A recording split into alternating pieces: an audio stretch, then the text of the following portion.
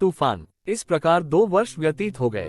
उस निराले मनुष्य की झक्की जिंदगी ने मेरे मस्तिष्क में घर कर लिया और वह बार बार मेरे सपनों में आकर मुझे तंग करने लगा।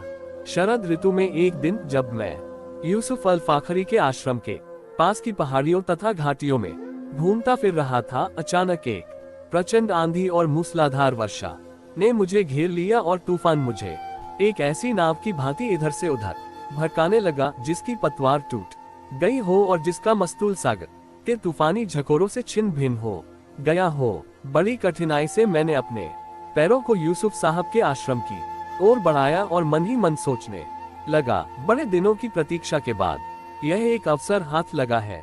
मेरे वहां घुसने के लिए तूफान एक बहाना बन जाएगा और अपने भीगे हुए वस्त्रों के कारण मैं वहां काफी समय तक टिक सकूंगा।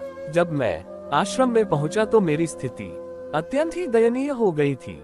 मैंने आश्रम के द्वार को खटखटाया तो जिनकी खोज में मैं था उन्होंने ही द्वार खोला। अपने एक हाथ में वह ऐसे मरणसिन पक्षी को लिए हुए थे जिसके सिर में चोट आई थी और पंख कट गए थे। मैंने यह कहकर उनकी अभ्यर्थना की, कृपया मेरे इस बिना आज्ञा के प्रवेश और कष्ट के लिए क्षमा करें।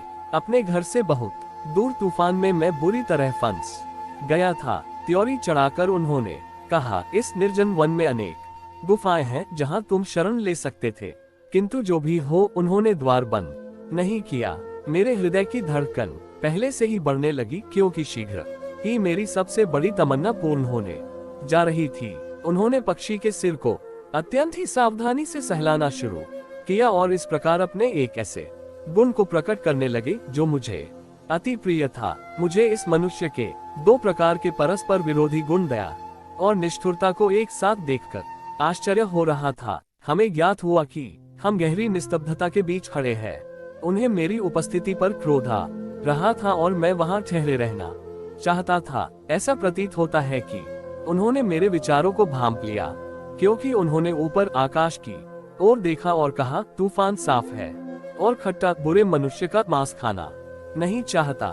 तुम इससे बचना क्यों चाहते हो? कुछ व्यंग्य से मैंने कहा, हो सकता है तूफान खट्टी और नमकीन वस्तुएं न खाना चाहता हो, किंतु प्रत्येक पदार्थ को वह ठंडा तथा शक्तिहीन बना देने पर तुला है और निस्संदेह यह वह मुझे फिर से पकड़ लेगा तो अपने में समाये बिना न छोड़ेगा। उनके चेहरे का भाव यह कहते कहते अत्यंत कठोर हो गया।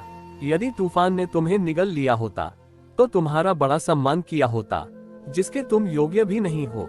मैंने स्वीकारते हुए कहा, हाँ श्रीमान, मैं इसीलिए तूफान से छिप गया कि कहीं ऐसा सम्मान न पा